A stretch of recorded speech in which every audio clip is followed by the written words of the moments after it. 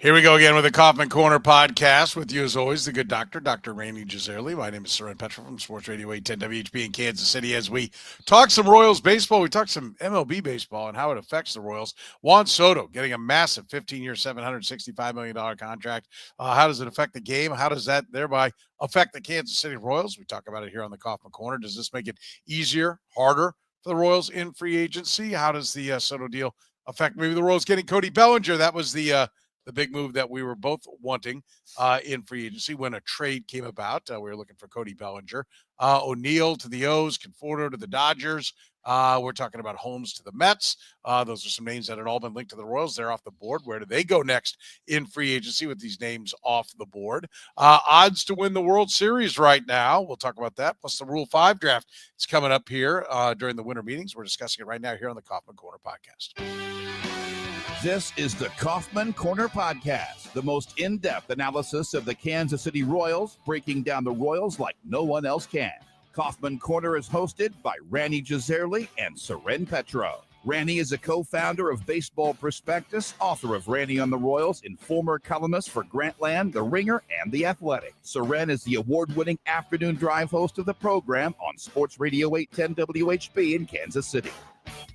Kaufman Corner is proudly brought to you by Gann Asphalt and Concrete, Kansas City's nationally recognized full-service paving and pavement maintenance contractor, making parking lot problems disappear in Kansas City since 1994. Free consultations, no commissions, in-house crews, and every project comes with a written warranty. Find them online at GannAsphalt.com or call 816-484-3338. Gann Asphalt and Concrete, one contractor, all things parking lot.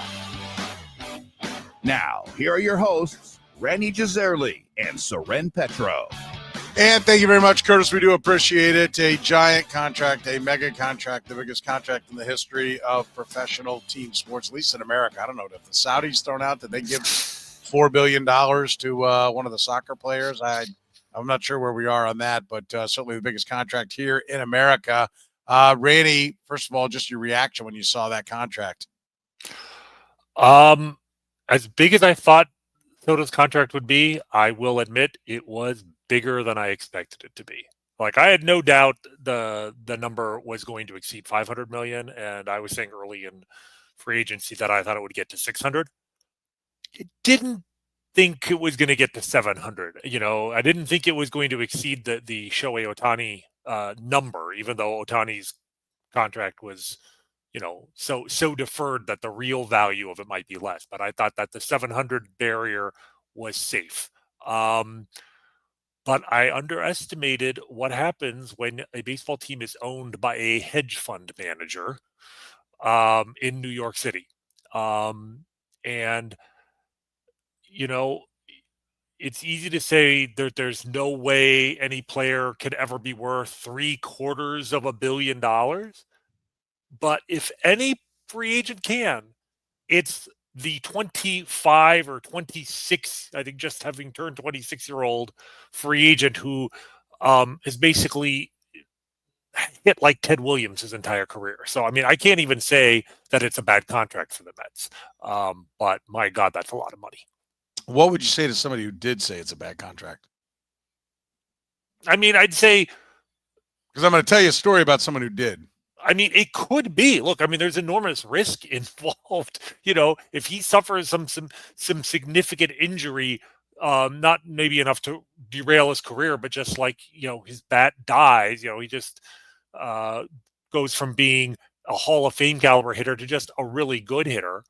That's $51 million a year from now until 2039. Yeah, there's a scenario in which this is a gigantic albatross. I think the argument is simply that the Mets can fade $50 million in payroll, and this represents a fraction of Stephen Cohen's net worth, and so he won't feel it either way. And just from a pure morality standpoint, I'd rather Juan Soto get this money than Stephen Cohen just buy another couple luxury homes around the world or build a bigger yacht or whatever he would do with the money otherwise. So, it's risky, but it could. The thing is, it could work out. And you hear that number and you're like, there's no way it could work out, but it absolutely could. He absolutely could be a 6-7 win player, even as a DH for the next 10 to 12 years and earn back that money even before you enter the last 3 or 4 years of that contract. So I think what's interesting is we had on Dan Schwartzman on my radio show today, who's a Yankee fan and covers sports in New York. And he said he is a Yankee fan. I want to point that out. So he lost, the player across the street. And he said, it's a terrible contract. No way should the Yankees have matched it. They made a smart move in letting him go. He's a terrible fielder. He ought to be a DH already. Who knows how bad he's going to be. This is not Miguel Cabrera. Come on. This is a gross overpay for a player. What's your reaction to that? I'm wondering what he would have said if you had asked him the moment Juan Soto hit a game-winning, pennant-winning home run in Game 5 of the ALCS. That's my first reaction to that. Look, the defensive aspect of this is really the biggest red flag, right? Because he's already a below average corner outfielder, right? He's playable out there. I wouldn't say he's a DH yet, but he's in his mid 20s. The odds are very high that he will be a DH for at the very least the last half of this contract, if not the last 2/3 of this contract, right? And you have to absolutely rake if you're a DH to be worth this kind of money. But having said that, Juan Soto, purely at the plate, through, I guess I should tell you exactly how old he is right now. For 26 in like 80 26. days or so. Okay, so he just turned 26. That's right. He played the season through at age 25. Through his age 25 season, purely offensively, I don't think it's an exaggeration to say he's one of the 10 greatest hitters who ever lived in terms of value, which factors in his on-base ability, right? 421 career OBP in this era, right? A 532 career slug in this era. He is, when I talk about Ted Williams caliber hitter, young Barry Bonds caliber hitter, young Babe Ruth, I mean, these are the names that he belongs with, right? I mean, right. So can I let me point sorry to interrupt you, but no, go ahead. Ted Williams couldn't really field. Right, exactly. Miguel Cabrera, I mean, I love the idea. He's not Miguel Cabrera. Miguel Cabrera couldn't really field, right? Bonds could really field early on. He had less and less appetite for it as time went on.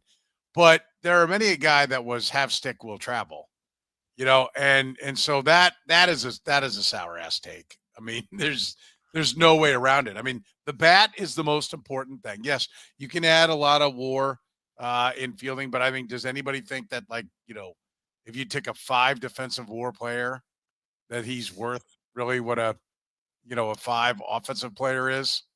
Well, will he still be that in 5 years? Right? Defensive ability goes downhill much younger than offensive ability. Right? A great defensive center fielder at 25 is not going to be a great defensive center fielder at 35. Right? He probably won't be a center fielder at all. It's almost unheard of now for anybody to play center field beyond the age of 32 or 33. Now that we have the defensive metrics to really measure what these guys are doing, you're noticing teams not committing to a guy in center field much past the age of 30.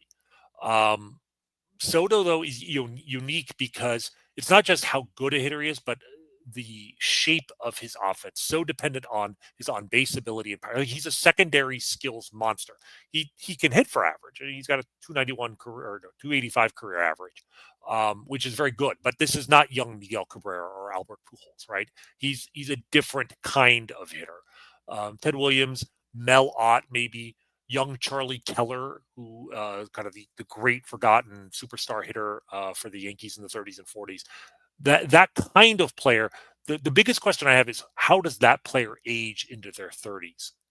I mean, frankly, it's kind of ironically and kind of remarkably that they had these guys together, but the player in this century that I think he kind of most resembles might be Bryce Harper, the guy who essentially he replaced in Washington. Like the Nationals somehow came up with Bryce Harper they got because they had the first pick in the draft in the right year. Soto obviously was a Latin American signing. But, the same idea where a guy comes to the major leagues and already has command of the strike zone and already has light power back. Doesn't have to grow into his power. He has it from day one. Harper just finished his age 31 season and hasn't really lost much, if anything, offensively. He's had some injury issues, but the last 2 years he's been mostly healthy, still hitting well. But that would be the worry, is that if a guy like this already hits like an old hitter at age 25, will he still be elite at 35? Right. And Williams was, right? Most of these guys, when you're this good, I don't expect his bat will be a liability for a very long time. Miguel Cabrera at the end, the last couple of years were bad, but that was,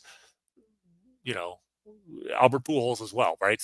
But those guys, I think, were more dependent on line drives and the hit tool more than plate discipline and power.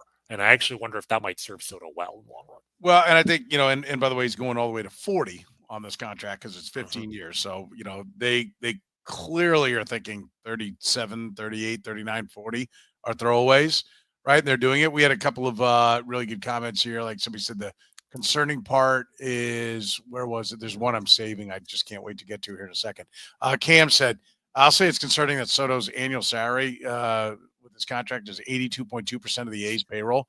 Is that before they threw out 20-something plus per year on Luis Severino? Yeah. It might even be after it. Like I think that's of note. But is that an indictment of this contract or an indictment of the A's payroll? Like both. Right. But it's certainly a factor of the A's not spending money, right? Right. But my favorite is this one from Matt. Hey, why don't we bring on Joe Sheehan tonight and let him lecture us about salaries and we can laugh at him for losing Soto? I love it. We're both friends of Joe Sheehan. We're both fans of Joe Sheehan. But I think it is appropriate. I think that's an appropriate comment here because when you're sitting there and you're saying, well, the Royals just got to spend more money. The Royals just got to spend more money. Go get an elite hitter. There is no room for anyone in Yankee land, right? This is my point when I was talking about my friend Dan Schwartzman, who does a great job, and but it's amazing how the perspective changes when you can't just have whatever you want, right? Everybody else ought to be getting off their ass and picking themselves up by the bootstraps, and you bought the team you bought, and it's time to go spend. And then suddenly there's a point where you just don't spend. There's an ending point. Like, this is it. Like, no one sees that because the ending point is within their means. There is no ending point within their means when they make those comments about teams like the Kansas City Royals. But then when it happens to the mighty New York Yankees, right? When the Yankees are outspent, then suddenly, well, it's a ridiculous contract. Well, which is it? You can't have it both ways. I'm with you 100%, Matt. I got your back. And I did kick around the idea of being, Randy, we got to get on. We got to get on Joe Sheehan. But I don't want Joe to get blasted by everybody because he pissed people off so bad when we had him on during the playoffs. I want Joe to just, cool. I want the temperature around Joe to cool a little bit. You just can't have it both ways, right? Like, if the contract is too much, if it's a stupid contract for the New York Yankees, if the Mets way overpaid for a guy who ought to be a DH, then clubs like the Royals, you cannot just sit and look at him and go, well, go buy a premium free agent. Then every club has a point where the contract becomes ridiculous. And it clearly would arrive much sooner for teams like the Brewers and the Royals and the small market clubs, right? Do you agree with me that this validates that there are limits and the idea that just spend, and we're going to get to the free agency where the Royals are, and I think we're both probably going to be a little bit disappointed that the payroll is not going to go up a little bit this year. So let's go ahead and look ahead. Here's a peek under the covers. We're not thrilled with what we're hearing right now about free agency, and we think a little bit more could be done. But we also will acknowledge that there is a limit that every team can spend. Yes, there is a limit. But here's a couple of things I want to point out. First is, this was not the Chicago White Sox signing Juan Soto, not the Cleveland Guardians, not the Detroit Tigers, not the Minnesota Twins. This was the New York Mets, who don't even play in the American League. And I know what you're saying. It wasn't the Yankees. It wasn't the Yankees, which is even better. That's my point. It wasn't even the Yankees thought this was too rich for their blood.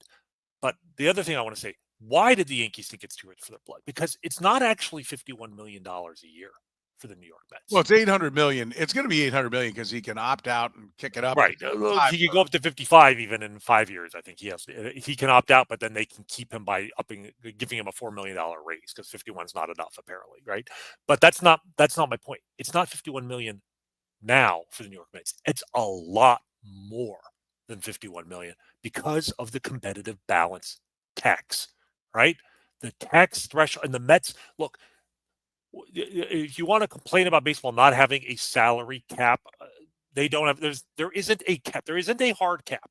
If a team is sufficiently motivated to spend, they can spend whatever. If they want to hold a $1 billion payroll, they can.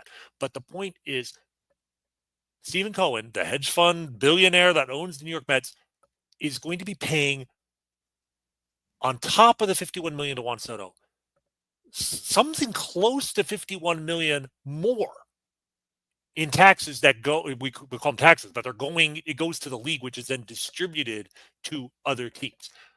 For teams that are over the threshold for 3 or more seasons under the current CBA, and the Mets are over the threshold basically every year under Cohen now, there is a 50% tax rate. On top of that, if you exceed the threshold by more than $20 million, there is a surcharge. The first time you hit the surcharge, it's 12%. The second time, it's 45%. The third time, it's 60%. Like, this stuff is so complicated. I'm not sure I'm doing the math right, but it is quite possible that the Mets will pay 100% tax on the 51. In other words, they're paying Juan Soto $51 million. They are then paying $51 million more to the league, which is then distributed, much of that, to small market teams like the Kansas City Royals. It is not an exaggeration to say that the Royals will get money from the league, basically from the Mets, for signing Juan. Not only does the Mets signing Juan Soto mean he's no longer in the American League, the Royals will actually probably get somewhere in the range of $2 to $3 million a year in redistributed tax money because the Mets signed Juan Soto. So my point is, it's not like it's a complete free-for-all. This is not global soccer. This is not the Premier League where, Manchester City and Manchester United can just buy whoever the hell they want, and the mid-tier teams. You're right. There is a drag. Right. It's a severe drag. It's a severe drag based upon only what the bottom line is. It's like saying a $5,000 fine is affecting, NBA players who make, $500,000 a game. It's not affecting them. And this doesn't affect, what's his name? The owner of the Mets, Stephen Cohen. Yeah. Stephen Cohen. It doesn't affect him. And that's why he's doing it.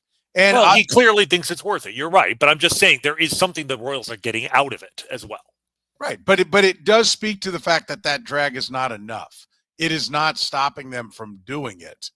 Right. It is not stopping them from. Listen, I think it's entirely possible that, this is the guy that just 2 years ago went out and got Verlander and Scherzer and then went, oops, whoops. Yep. That's a mistake. I mean, I do think the back end of this deal, and we'll see how he ages. I think he looks athletic. I don't know why he's not better defensively. He doesn't look like a terrible athlete. He just looks like uninterested in the fielding part of the game. Right? Like Ted Williams. It's just like he just wants to bat. Yeah. And a little bit of Ricky. Ricky had great athleticism, but Ricky, was Ricky liked to look like a showman. Like, it's funny. He has that, like he wants to do the snatch catch in the outfield, but doesn't really want to leg it out to anything to try to really make a great play. But I mean, I do think we need to point out that we have, look, and it's the competitive nature of the individuals that own the clubs, and you have to be competitive to make the kind of money that they make, but they're finding the ways to exploit the system. The system needs a check. If you can go and just pay dollar for dollar into the luxury tax, it's not enough. It's not doing its job, right? Like, he is so much more wealthy than a lot of the other owners that there is nothing impeding his progress. And let's see what he does. Does he get Sasaki as well? I mean, Sasaki he's a unique case. That's my point. Right.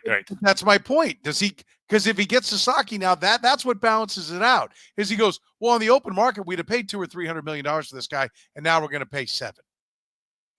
I mean, it's. But I guess with someone like Sasaki, I don't know what a better solution is necessarily. Well, but don't you think Sasaki? My point is this: don't you think Sasaki wants to play for a team that's going to win? And what Cohen's doing, Sasaki is the great value in free agency. If people don't know, because he's not 25 yet, he doesn't get posted like a normal player. So you have to use your international signing pool, which varies. Actually, the Dodgers have the largest international pool. They've saved up, clearly pointing towards this, and most people think he's going to end up there, right, with the Dodgers. But if you want to try to make yourself attractive to him. You're getting a free agent that were he on the is 23-year-old that they're likening to Paul Skeens, and if you were to bid on that on the open market, we'd be talking about $300+ million.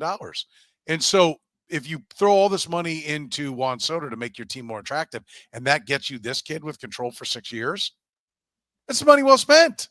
I mean, that's part, and so the fact that he can thumb his nose at the luxury tax and just walk right by it and now he builds a roster that makes it even easier to go sign what is the great value free agent. I mean, it is a problem. Listen, I don't really care, and I actually will paint you a scenario where Dan Schwartzman's right, and I guarantee you Joe Sheehan's going to come running in and be like, well, that was too much.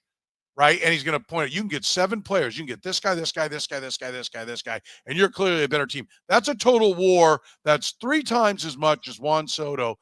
Yeah, but if you're the Mets and you'll buy 6 other guys, we're not doing apples to apples because it's not. The Mets will buy more players on top of it.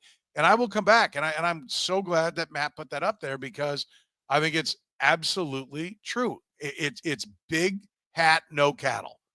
Right? Like it's a lot of big, loud talk when you're talking to Royals fans about how you got to spend more. And then when the Yankees just pucker and melt to their crosstown rivals, to little brother, I think it's pathetic. I think it's laughable. And I think it 100% validates all the points we've made that I don't know what the budget is. Could the Royals have spent more? Yes, they could have spent more. But could they outspend Cohen and the Mets? No. And that means if the answer is no on that, then there's someplace down below that where they can't go over as well. It's an important thing to be acknowledged by the industry. That's fair. I will say, first off, regarding Joe Sheehan that he did write about the Juan Soto signing today. And no, he's not making the case that they overpaid at all. I think he's making actually quite the opposite case that that Soto is going to be worth the money, at least in the short run, and that the Yankees especially are going to have a hell of a hard time trying to replace him. Right. But taking a step back, this is a Royals podcast. From the Royals perspective, I think it sucks. Well, but maybe it sucks on a broad scale, but let me ask you this. Did the Royals' chances of winning the American League pennant go up or go down as a result of this signing? I think they actually went down because I think in the short term, I actually think the Yankees are going to be better in the short. Well, dependent upon what they do and dependent upon what's out there. Now they may have let some guys go by that they wish, damn, we should have got in on that guy. Like, damn, we should have spent on Blake Snell. Damn, we should have. Like, I think there's some guys. So whether it's this, like for this year alone, it may make them way better because Soto goes over, and I don't know that the Yankees have the pieces that they can go spend the 700. What were they going to spend? $730 million over 16 years or whatever. They weren't that far away. So the 50, the 48 million or 45 or whatever it is that they were going to spend on him this year. I don't know that they have a place to put that 45 million elsewhere. But I think over the next couple of years, they what I said about Joe Sheehan, if he were to say, we can buy 7 guys for that price and be a better team, I think that's true. Right? We've reached the Yankees spending limit. We now know where they won't go. Right? At least we know where they won't go on. Well, I mean, they won't go to the biggest contract in the history of sports. Right. That's understandable. Because it's too much of their payroll riding on one asset. And if that asset goes down, it's too much. Even they can't spend past it.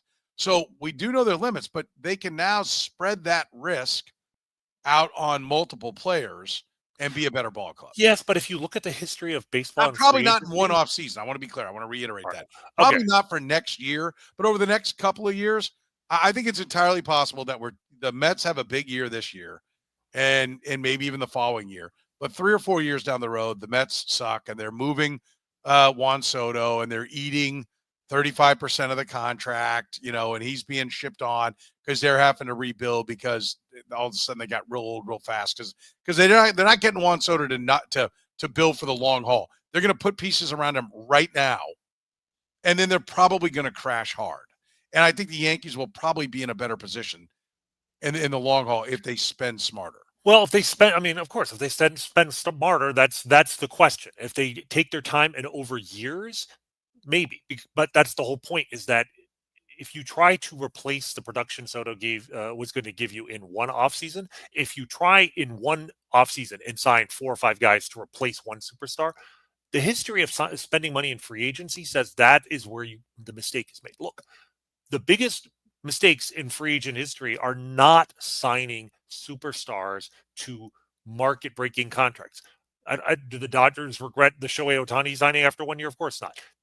Barry Bonds, the original contract he signed with the Giants, one of the all-time great contracts. Greg Maddux, one of the all-time great contracts. Randy Johnson, one of the all-time great contracts, right? It's when you go about the only one you would say the Rangers sucked with Alex Rodriguez. But they sucked.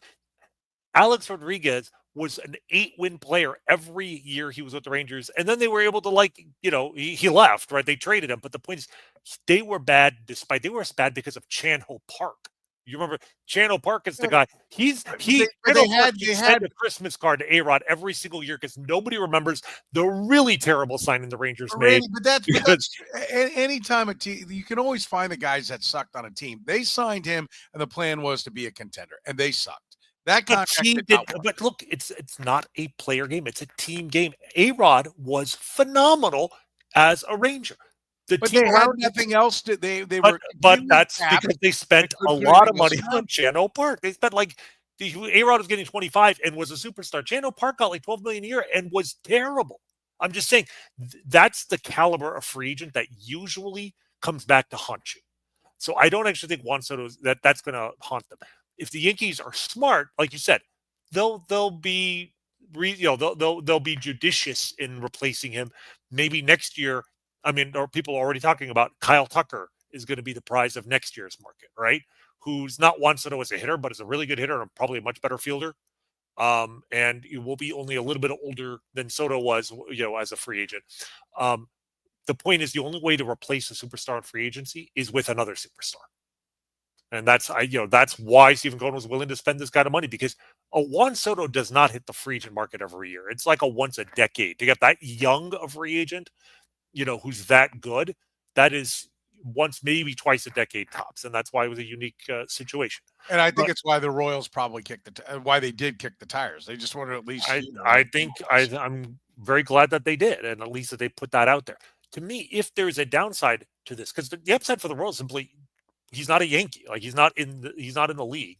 The downside is going to be how this domino affects the rest of the free agent market, because obviously the Royals are in the market for a left-handed hitting, middle of the order bat, as they say, preferably a corner outfielder. Like Juan Soto would be the ideal. We knew that was unlikely, but the problem is the teams that didn't get Juan Soto are now going to be taking some of the other free agents off the board. And that's why the free agent signing that upsets me more as a Royals fan is not Juan Soto signing. It's Michael Conforto signing a 1-year, $17 million deal with the Dodgers. Let's get to that. We'll talk about the other free agent moves that have happened and what it means for the Royals right after you hear from our friends at Gann Asphalt and Concrete. Gann Asphalt and Concrete, proudly serving the greater Kansas City area. Nationally recognized, full-service paving and pavement maintenance contractor. Parking lot problems? They've been making them disappear in KC since 1994. Don't risk accidents and liability in your parking lot. Get your lot restriped today. A brightly striped lot will cut down on accidents and keep your lot as safe as possible. Find them online at GannAsphalt.com or call 816-484-3338. Gann Asphalt and Concrete. One contractor, all things parking lot. All right, let's talk about it. There are a number of names that we have discussed that are now going to be affected by the by Soto being signed. It's going to reset the market on things. But we've already seen a number of free agents come off the board that we thought the Royals might have interest in. You mentioned Michael Conforto. That was one of the guys that you really liked. Disappointed to see him go back to the Giants. To the Dodgers. But to the Dodgers. But yeah, disappointed. Also, a little more disappointed just because it wasn't like they gave him a 5. It wasn't the Blake Snell contract. It was 1 year, $17 million. Could the Royals have matched that? Absolutely. They probably could have beaten it if it was just a 1-year deal. We were talking just last week about, Cody Bellinger. Could they afford most of his $27 million on a short-term deal? I think the Royals could. Now, they probably would have had to beat that contract by a fair amount because the Dodgers are the Dodgers. And if you want to win a World Series, as the Dodgers just showed, you might take a little bit less to play for that team, especially on a 1-year deal, hoping that you have a big year with, a team, you have a big postseason, and then you can make much more than that on the free agent market next year. But Conforto was a really good fit for this team. There are only a few other guys left. If you're looking for a left-handed hitting corner outfielder, there just aren't a ton of options on the market. And we can get into that. And it also concerns me because, as Ken Rosenthal reported in The Athletic a couple days ago, the Royals may not be willing to exceed their payroll by as much as you or I expected them to. And the guys that they are the market that they are shopping in right now, according to some of the names he threw out there, are really a step down from what you or I think this team should be looking at. Frankly, they're not necessarily worthy of a team that just went to the playoffs and wants to go to the playoffs again next year. I mean, and let's talk about it. I mean, like, what are we the names that are being thrown around? So let me quote briefly this is from Ken Rosenthal at The Athletic. It looks like 2 days ago, I think it was. The Kansas City Royals expect their payroll to be in the same $120 million range it was last season, according to sources.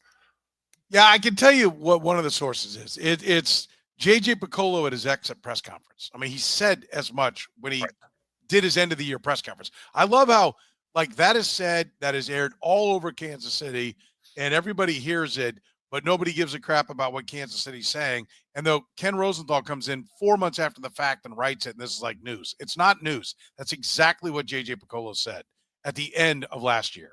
Right. And but you and I both have said we they can say that now, but we both think that there is room in the payroll to go beyond that. Like, if they were willing to spend, I think last year was around $114 million last offseason with no guarantees that the team would be any good. Like, they took a 106 loss team and were willing to invest that kind of money, $114 million. It seems kind of absurd to tell me that they're going to increase payroll for a team that just shocked the world and made the playoffs by like 5%, right? When payrolls go up, revenues go up by 5% every single year. So you and I think that there's an extra 10 to 15 million they could play with, right? But then we talk about the names that he throws out there. These are specific names here. The Royals' preference is for a left-handed hitter. We know that. Jurickson Profar, a switch hitter, likely will be out of their price range. Okay. I kind of see that. Like, I'd love to have Profar, a switch hitter would be a really nice fit. And the Royals haven't had, a lot of switch hitters in their recent history. Adalberto Mondesi notwithstanding. But he goes on. A more likely target is Josh Rojas, who is non-tendered by the Seattle Mariners. But wait, it gets worse. The return of free agent Adam Frazier is a possibility as well. The best thing I can say about Josh Rojas is that he's basically a somewhat better, somewhat younger version of Adam Frazier. He can play third base, second base, the outfield. His career OPS is 685. He doesn't hit for much power. He has a decent on-base ability, and he's versatile. He can play everywhere, right? Like, okay, as a bench guy, if Josh Rojas fits the Adam Frazier role from last year, great. That is not the guy who's going to be batting fifth and playing left field on opening day next year, or he sure as hell better not be, right? The only other name he mentions, and this is much more interesting, a trade for Mets third baseman Brett Beatty also would make sense. And that's an interesting name because Brett Beatty was a top 100 prospect, not once but twice, as recently as 2 years ago, and is kind of a post-hype sleeper at this point. Has not had a good major league career to this point, but has only had 602 plate appearances in his career. Was really, really good hitter in the minor leagues. Not a great defender at third base, which makes me wonder if he could move to left field. Like, he's absolutely a guy I would be interested in if the price is right. But he doesn't fit the role of middle of the order bat that you can rely on. This is a project that you hope you can develop. And if you do, then you've got a cheap and effective player with upside. But the Royals, to me, not exercising some financial muscle would be quite disappointing, given the opportunity that they have to, repeat as a playoff team and the very obvious need they have for one more bat in the middle of their lineup. Yeah. And do you think, like, first of all, we noted that when this offseason began that J.J. Piccolo was not giving us the shopping list that he gave us the last time. Yeah, I think now as we look at it in hindsight, it's because he knew he wasn't going to be able to tick off the things on the list. Like they were not shopping for the same kind of big ticket items. Well, I mean, yes and no, because I mean, they immediately signed Michael Walker. They got the pitcher, and then the Re-signed. That I mean, re-signed, but still, they had a guy who they didn't have on their 2025 projected roster. They signed, and then they took that, it cashed in that pitching advantage and turned Brady Singer to Jonathan India, which was the very, very obvious number one thing on their shopping list, which was a leadoff hitter. So I don't think that's a confession from his standpoint that they weren't likely to do it. I think it was more they didn't have quite as pressing a need as they did last year when they just needed pitching, and more pitching.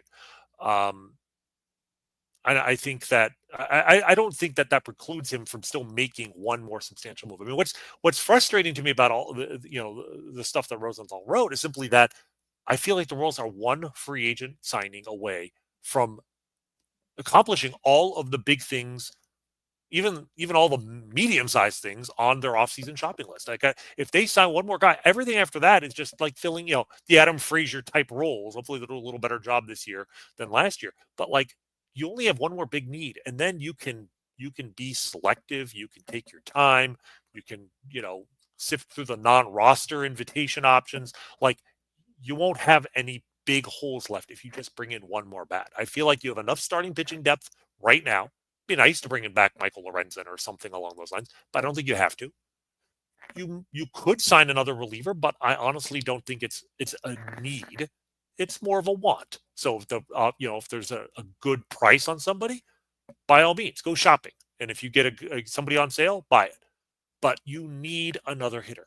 You cannot go into next season, with MJ Melendez and Hunter Renfroe, and you don't know if Jonathan India is playing left field or if Michael Massey's going to play out there. They've never played out there before, and you would still have Michael Garcia at third. Like you need one more bat, and they've indicated that they need a middle of the order bat. We've heard that term before, but if you want a left-handed hitting middle of the order bat, I mean, there aren't a lot of options left now. I mean, there's Jock Peterson, who's the other guy who I've mentioned a fair number of times. He's a DH, but probably the best DH available at this point.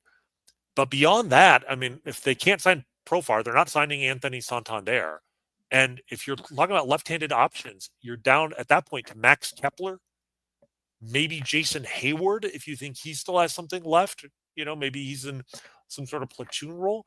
But I mean, the left-handed hitting, I mean, Alex Verdugo, that's the caliber that you're at on the free agent market. If you don't sign like a Jock Peterson at this point. So yeah, no, I listen. What do you think? You mentioned that the name Brett Beatty's been thrown around. What do you think of that? I mean, do you think there's upside there? I do. No, I think, and the fact that when someone like Ken Rosenthal throws out a specific name, and I've heard smoke that the Mets and Royals are talking, and now with the Mets having signed Juan Soto, that's a lineup spot that they have just filled for the next 15 years. Like I could definitely see them being like, okay, we can now make a move for trade away some of our hitting depth. I like the player a lot. You're not going to get him cheaply. I mean, he's under contract for what 4 more years at least. I don't know if I'm assuming he got a full year in. Actually, no, he spent enough time in AAA this year that he probably doesn't even have 2 years of service time yet. So you might have him for 5 years. So if you hit on him and he turns into a productive hitter, I mean, that's a potential star. That's a guy who can hit 280, 290 with 20 home runs. A very, very good player, if not quite a star. And he can play third base. Like I said, maybe you think that you move him to left field and take away the defensive responsibilities. That'll help his bat play. But the question is, that if you're trading, presumably you're trading some pitching depth there. I would be very curious to know what the price is. I just worry that that's a price. You're going to have to trade a lot. And if you're dipping into your farm system, especially with the Royals farm system, you're trading a top 5 prospect at the very least in your organization and maybe more. So again, I would rather just spend money on the free agent market than give away talent. But Beatty is a very interesting player, and absolutely interested to find out what the cost would be there. Yeah, what would you think it would be? Well, the question is, could you do it by trading, a pitcher on your major league roster? Like, Bubic only has 2 years till free agency, so it seems unlikely. But at the same time, if they believe in him as a starter, they might value him. I just don't think that's enough to get it done. Alec Marsh, would he get it done? He's got basically the same amount of service time. He's going to have a little over a year, so he's going to be a free agent in 5 more years. That would be a really interesting challenge trade. Would I trade Alec Marsh straight up for Brett Beatty? I need to learn a little bit more about Beatty and find out why exactly he's struggled in the major leagues, given how well he's hit the minors. But it's something I would definitely think about. And if I'm the Royals and I think that, I can replace Marsh, Bubic is going to go into the rotation and I've got Noah Cameron coming up. And maybe then you sign Michael Lorenzen or somebody to be that fifth starter to begin the year. I would have to strongly consider it. Yeah. I mean, I can see it. I like the idea of getting the player. I'd like to see what the price ends up being when it's all said and done. But I do like the idea of getting your position players in order. And it also says that they believe that they're going to be able to develop more pitching, that they've got pitching on the way if they're willing to do that. So I'm all for it. I'm all for it. Do you want to what else you got on free agency here? Do we want to move on to the World Series odds? No, that's basically it. That there's only one free agent, aside from the low level guys that you fish for later. There's only one free agent the Royals need. They need a hitter. They need a hitter that can play the corner outfield or maybe DH, who's ideally left-handed or switch hitter, and who doesn't suck, right? And like I said, there's not a lot of options left on the market. So that's why I thought Conforto would be a good fit, and I'm disappointed they didn't potentially go 2 years for him or whatever it would have taken to get him. But hopefully in the next 40 to 72 hours, we'll hear something because the winter meetings are going on right now. Yeah. My disappointment is that I think now that Soto came off the board, I was hoping Soto would be out there, and that would keep a lot of teams interested in him, that he would be one of those typical, walk 2-3 weeks into spring training before it got done, the way Bryce Harper's deal went, and that Cody Bellinger would be able to be stolen in the night. Right. Wow. Now I think there'll be a feeding frenzy to trade for him if the Cubs really are going to move him. All the teams that didn't get Soto are going to go after Bellinger, is my expectation. So I think that's off the board for the Royals, and I think that sucks.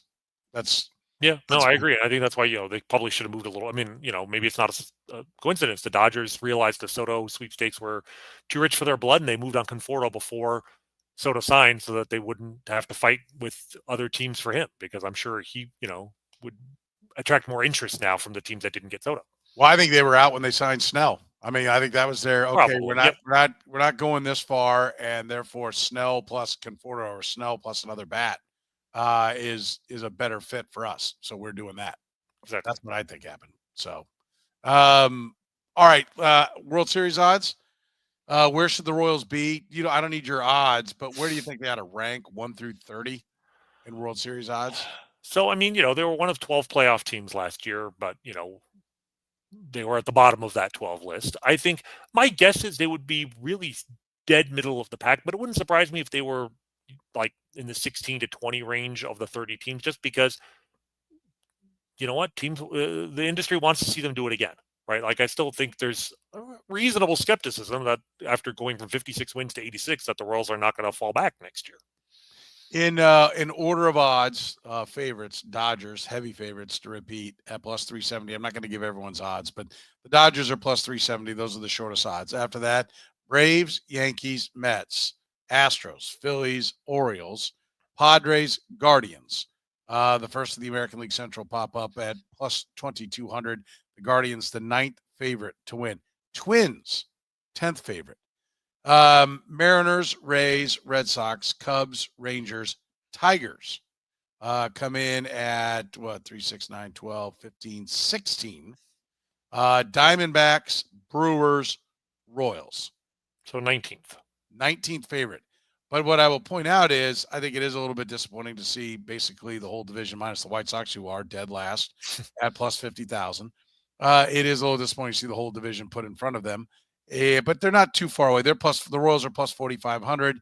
The Tigers are plus 3,300. The Twins plus 2,500. And the Guardians plus 2,200. So they're clearly much closer to the top of the division than they are the bottom.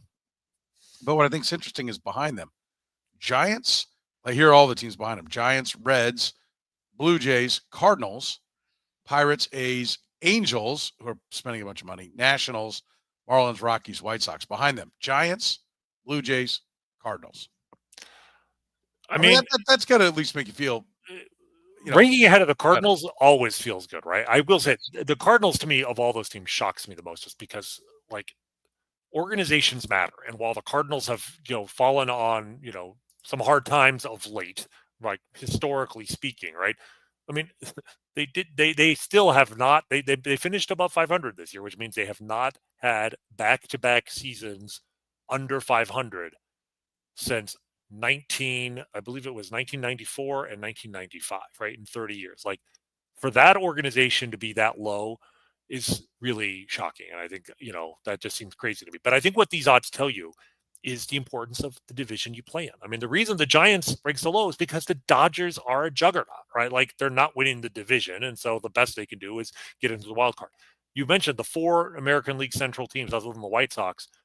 The Royals maybe last, but like the Guardians at the top are also, they have large odds. And the point being is all 4 of those teams are capable of winning the division. I mean, that's what that tells me. And the Royals, once again, are blessed to be in a division where there just isn't a juggernaut, to the point where even though they may not be as good on paper as the Giants, the Blue Jays, the Cardinals might be, they have a better chance of making the playoffs because of where they play. Yeah, for sure. Rule 5 draft. We wanted to bring it up because it's the first time we're not thinking that they're going to take someone, right? I mean, I believe there's still only 37 guys on the active roster, right? On the 40-man roster. Like, they have space for it. And I will say, because rosters are now 26 player rosters instead of 25 like they used to be, like, you have it's easier to carry, especially like a pitcher, on a roster for most of the season now than it was, before the CBA changed. Having said that, as recently as last year, we wanted the Royals to take a Rule 5 guy because that's what bad teams do, and they did.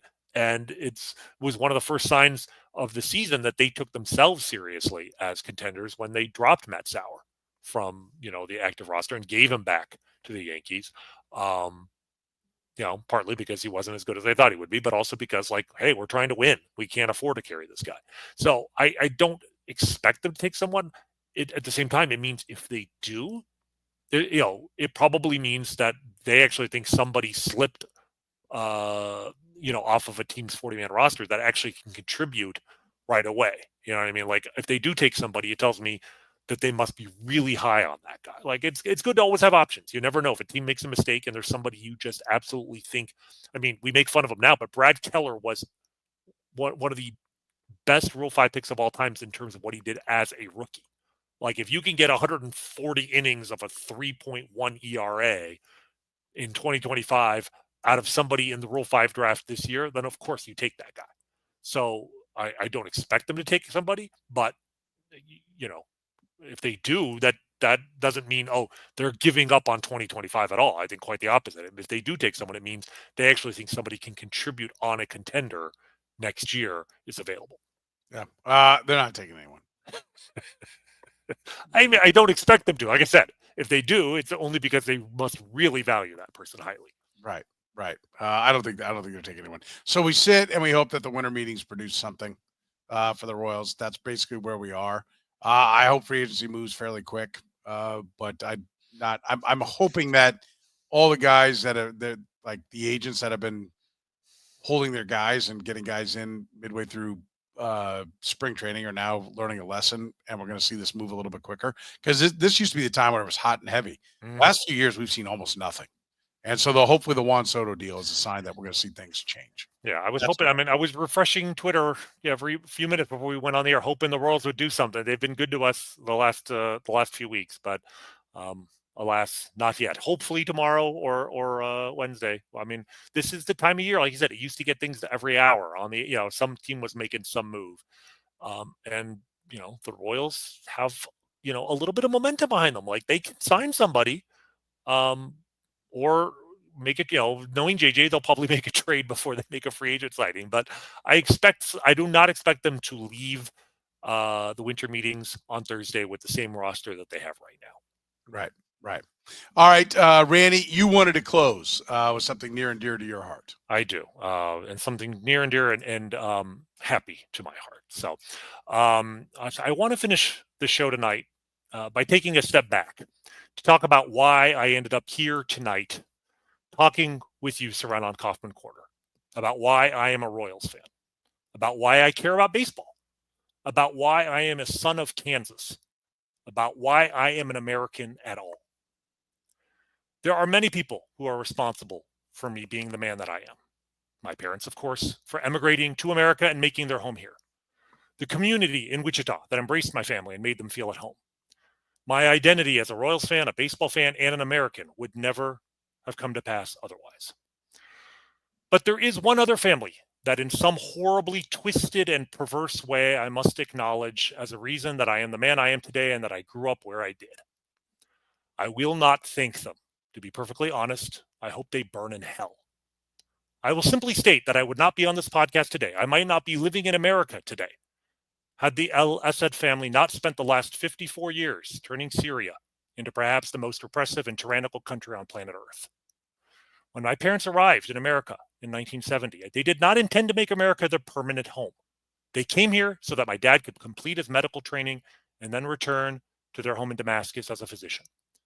My dad finished his training in 1975, the year I was born, and they moved from Michigan to Wichita with the intention of saving up as much money as they could for 2 years and then returning home. But just a few months after they arrived in America, Hafez al-Assad came to power in Syria in a coup. He tightened his grip on power by turning Syria into a police state, where relatives would spy on each other, and the secret police would spy on everyone, and where anyone who spoke even mildly critically about the regime would be arrested and sent to prison, to be interrogated, tortured, and possibly killed. So when my dad returned to Damascus in 1977 in preparation for returning home, he found a country that in his absence had become a totalitarian state. It was still home for him and my mom. It will always be home for him and my mom. But he realized then that it was no place to raise his children. And that, Soren, is why I talk to you every week about a team in the American Midwest playing a weird little game that involves trying to hit a round ball squarely with a round bat. For 54 years, the El Assad family has been a mafia family that gained control of an entire nation and has crossed every moral red line in order to keep that control.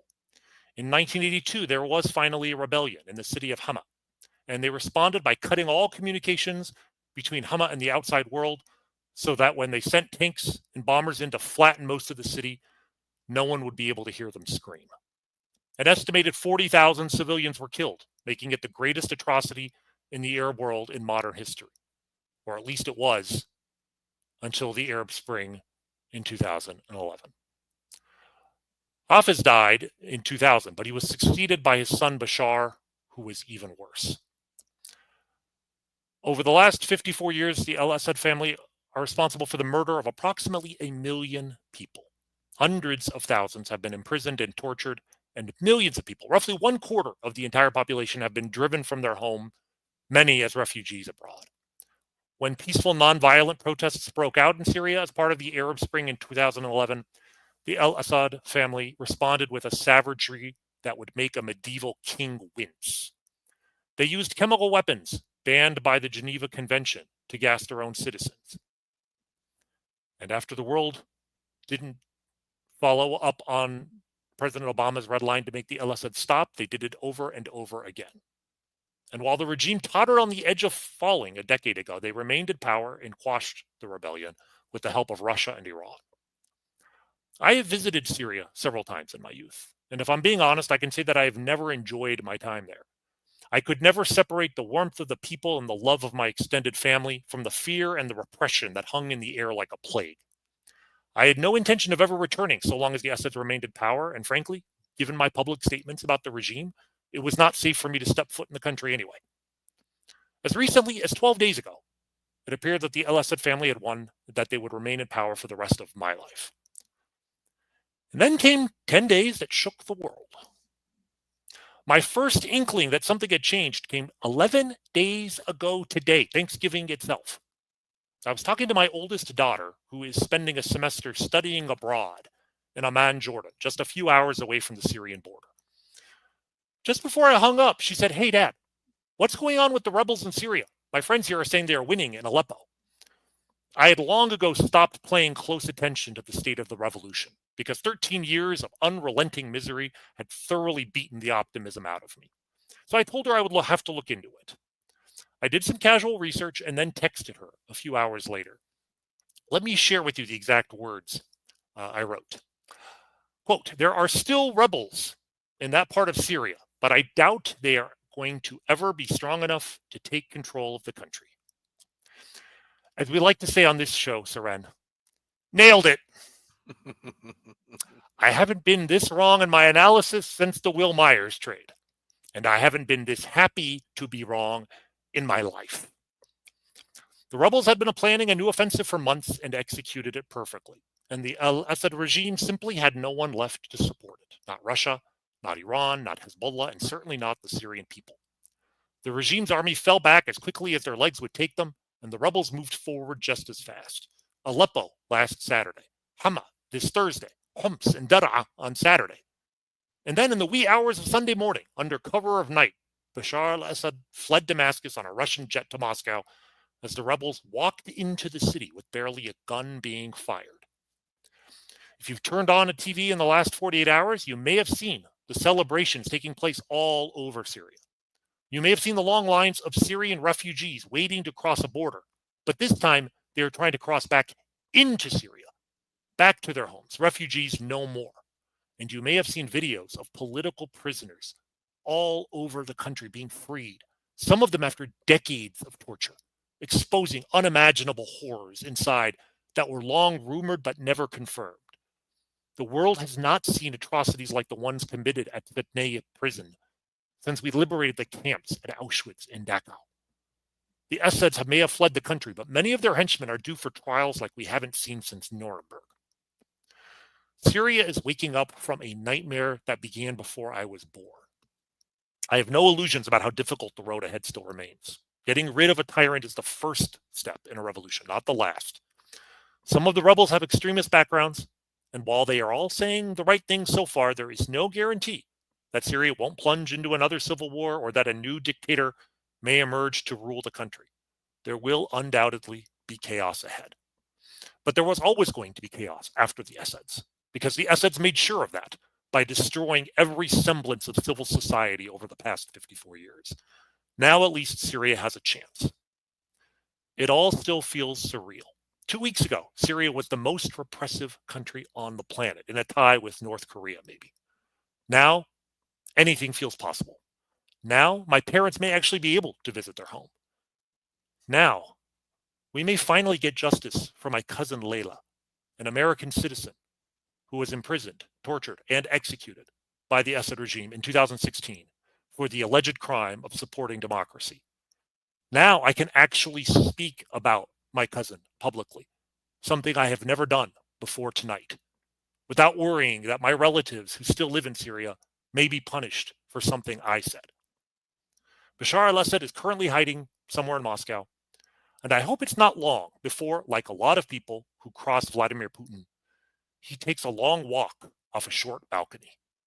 But right now, my greatest hope is that this new birth of freedom in Syria is a fire that is not extinguished, that the Syrian people, like Layla, who gave the last full measure of devotion in the service of that freedom, shall not have died in vain. That the rights and liberties that we in America take for granted are extended to a people who have never tasted them and have made unfathomable sacrifices in order to achieve them. All people are endowed by their Creator with the rights to life, liberty, and the pursuit of happiness. I hope and pray that the Syrian people will finally get to experience them. Pretty well said. Pretty well said, Rany.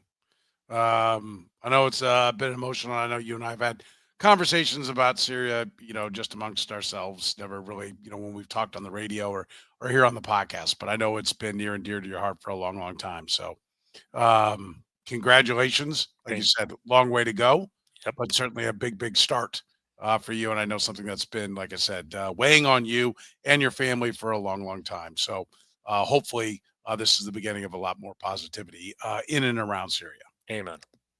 Yep. For Rany Jazayerli, the good doctor, my name is Soren Petro. We say thank you very much for joining us here on the Kaufman Corner podcast.